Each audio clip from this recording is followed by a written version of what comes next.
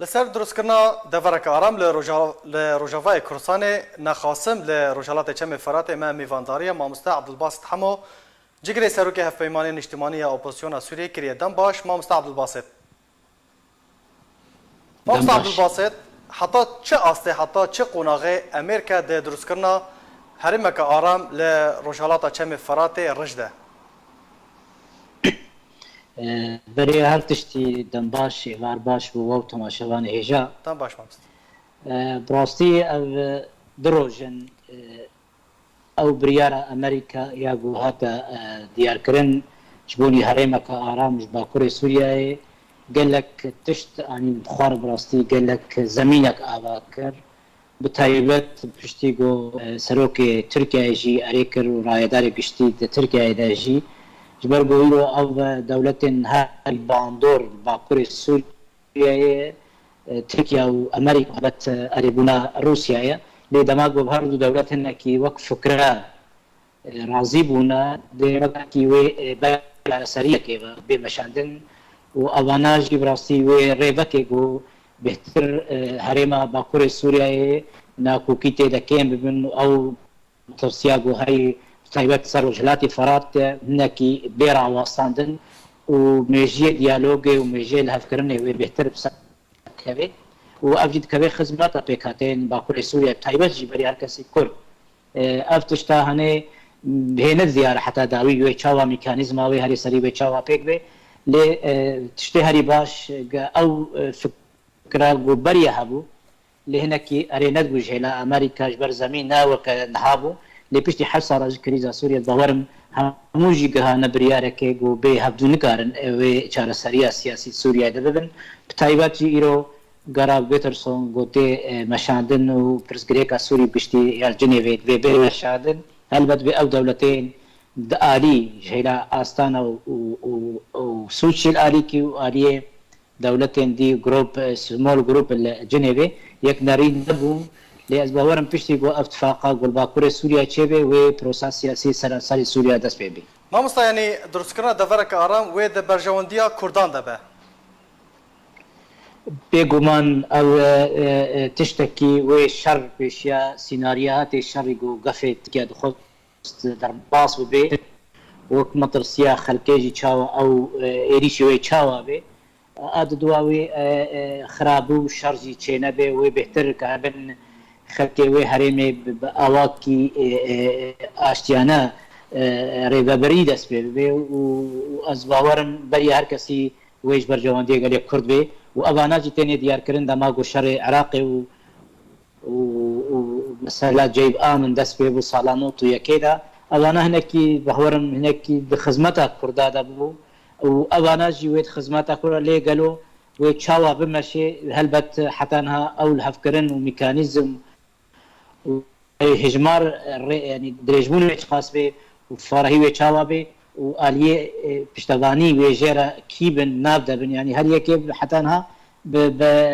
يك اليش خلد ميزي نايوك امريكا بي ونوك تركيا جيبي بهتر سيناريوها ودولتين دولتي بي اوجي بريارك دولي جرابي باوريام ليوك تشاوا چونا سروك تركيا قال بوتين بيسوسيفي مه ازورم يك خاري اساسي باكور سوريا وهريما ارام وبتايبجي روشا ادلبي اوانا وقت وهات فكرن بشي بالسوسية هاي بهتر روش زلاتر ما مستا رولا واهن وك انجمنا الاجتماعية كردي لسوريا هر واهن بشكل جي ائتلافي رولا وك انا كسو ائتلافي دوي دفريدا ويتشبه هلبت ام رولا ما باشا يعني ام هوددن انه او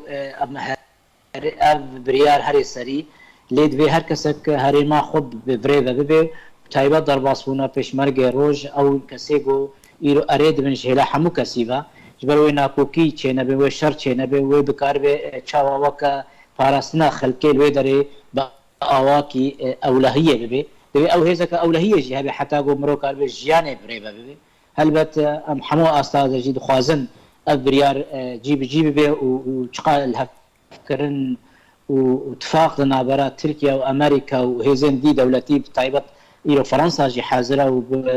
والمانيا جي فشتغانيا ابوري دكي بريطانيا هلبت اب دولت جي دماغو ايرو او اريكار بدناب دبن یک جدا خوازی کردا بو دوزا گلی کرد دوزا کناب دولتی ببینه جبر بو چارەسەریە سیاسی سووریا چارەسەریە دولتیە و تایبەت پرسا کوردیجی پرسا کە لەناوبەرە دەولەتە و ناودەولەتی چارەسەر بێ هەلبەت وی کورد فێداوی هەبێن و بەرجەوەندین پێک هاتێن دیە ژبەر گۆ ئەو ناکۆکیە کینا کرد و عرب یا گۆ 7 ساڵە چەند ساڵە هاتیە دانین پشتی شەڕی بۆ لە ڕقای و دێرا زۆرە وا دەرێ دیتر چێ بۆ العفرینێ هەلبەت هێنەکی کینەکە کورد و عرب لە هەمبەری هەفچێ دەماگ و ئەو ڕێکە کە پشتەوانیە دەولەتی ژێر نەبێ و بنسیوانە یەکیتیانە تەوا و تایبەت هێزن نەبێت گۆڕ ئاخافتنەتە مامۆستا گۆڕ ئاخافتنەتە کو هێزن پێشمەرگەین ڕۆژ وێ جێخوا دە هەرێما ئارامدا لە ڕۆژهەڵاتە چەمێ فەراتێ بگرن جێخوا بگرن وێ بێگومان ئەوانە یەکژە داخوازیێمەیەوەم هەوڵ دەدەن هەموو ئاستا گو ئەو پێشمەرگە ڕۆژ ببن و ئامادە نەژی وەز باوەرمژی دانوستاندنی ئەمریکا و دەمات وەختێکی هەنێکی حرەکەت دوی وارگەچێ بوو ئەس بەرم جێ گەشتبوونی و دڵخۆشیە دناوگەلێمەدا ئەو گاوی ئاوێت مامۆستا دۆ ڕەوەگا سووریا مافێ مرۆڤان ڕاگاندبوو ئەس نزانم چ ڕاستیە وێ نوچەیە هەیە حەتەنەها بەس ئەس دخوازم شتە فێم بکەم گوتبوو کو ئەو دەڤەر دێ بە سەرپەرشتیە ئەنجومەنە نیشتیمانیە کوردی بە گەلۆ تشتێکی وها ji we re hatiye gotin باوەرم ینی بێ کوردا و بێ ئەنجومانە کوردی و بێ لەشکرێ ڕۆژ و پێشمەرگە ڕۆژ نەممکنە گاوێ ئاوێتن هەلبەت یەکژە ئەساسیاتە بێ وێژ بنگهینە بێ لێ بێژن نەبێژن ئینو باکوڕێ سووریا دێت فاقەکە ناودەولەتی هەبێ بێتر دەولەتێن وەک من نافکردن و ئەرێبوونە ئەمریکا و تورکیاژی لێ برەنگێکی کورتەنێنە باوەرم ناکەم بەر پێکهاتەیە دیژی هێنێکی دوێ ڕۆڵاوە تێدا هەبێ لێوێ ئەسەرەکەژی بەشێ ئەساسی کورد بنیانی و ئەم هاتنە نەژبوونی خااترێ ینی ئاریەک سەرکەباری وێ مەزرحە و کووردا تەبا دەبێ ئارامی و ئاشتیانە و دیالۆگە خزمەتە کووردا دەیە و ئەو هەرێمە 800 کیلومتر بەنابەرە کوردستانە سووریا و کورسانە ترکیا دیالۆگ و ئاشتیانە و دانوستانە ئابووری اقتصادی بهتر بەرژەوەندی خەلکێمە بەرگ و ئیرۆ گەلێ کورد جغرافیەکە حساس و گرنگدەیە دەبێ ئەو اتفاقە بێ هەلبەت وێ کورد بهتر فێدە بکن و ئەم نەبن ناکۆکی و ئێریشێ دنابەرە دەولەتە و ئەو ناکۆکیە دەبن بێگومان بێ کووردا و نەممکنە گاوە ئاساسی بێ باش مامۆستا ئالدار خەلیل ڕاگەهاند و ئەو دەڤەر بە داگیرکردن ji aliyê Tirkiye ve binav kir çima ew devera ewleh devera aram ne bi dilê PYD ye هەلبەت پەیەدێش بەرگ و پرۆژە کەسەی شەریکاتی قبول ناکێ و ئەو دەزانێژی وێ زەمینە جڤاکی و خەلکێ وێ نەب نەرینە وانارە بێ و ڕۆ وێ ڕوولاوانە بێ و ئەو دەزانن دووارێ دیمۆقراتیە و ئاشتیانەدا وێ ملەتێک کورد کار بریارە خۆ و داخوازیە خۆ بێترس دیار بکێ و ئەو ترس و ئەو ئێریشا گۆسەر خەلکێ وێ کێم ببێ هەلبەت وێ هەر کەس نەرینە خۆ ئازاد بێ و بێگومانژی بەرگ پەیەدێ تڕێ پێشاوێ نەمایە غەیری هەمبێزانی زان مامۆستا دەڤەرە ku hatiye destnîşankirin 32 kîlometran niha dibin destê qesedê de ye û PYD jî ragihand dilgiraniya xwe ragihand hûn jî dibên pêşmerge yan jî Encûmena Niştimaniya Kurdî wê beşek di rêveberiya wê deverê de be gelo ew mekanîzm wê çawa be wê bi şer be yan birekeftin bi qesedê yan jî PYD re be ئەس باوەڕم ئەو هەنێکی وێ درێژ بکێ نەبوو شەو ڕۆژەکێ بەرگۆ اتفاق ئەول فکرە هەفکردنا لێ وەختی دەمال هەفکردن وێ سەر پرۆگرامێکی بمەشن ئەو پرۆگرامژی هەلبەت پرۆساس باکوڕی سووریا تەب هەبڕایە نیرۆ دۆسەیە هەیە تەحریر الشام جیل ئیدر لێ بێ چارەسەر ببێ بە رووسا و دنابەرە تورکیادا دنابەرە تورکیا و ئەمریکا دەگیر باکوڕ لە ڕۆژهەلاتی فەرات و هەلبەت ئەرێبوونا رووسیاژی گرێگە هەلبەت بێ رووسیا جیت نەممکنە لێ پرۆژە ئەس باوەڕم لەگاکردنە کە دەولی هەیە تایبەت ئەمریکا و رووسیا ئالیکی و ئەمە تورکیا و ئەمریکا لەبێت بوونی بریار هەیە ڕۆڵا ئیرانێت نەمینێت درێ سووریایدا و ئەبگا بێت تالی هاتن ئاوێتن و 61 دەستگەهێن ملیسێ حەشد الشعبی و شیعی هاتن قەدەخەکردن ئەو بن چارچاوە بۆ هەنێکی ڕۆڵا ئیرانی کێم ببێ و تایبەتجی هێلا عراقیدا و ڕێن پێشە ایران بگه صحرای سوریه و تنف و درباسی سینوری اردن و شامی ببه البته پروژه امریکی ونجبر خواهات اتفاقات يمن دماش ناتو كعربي أبابي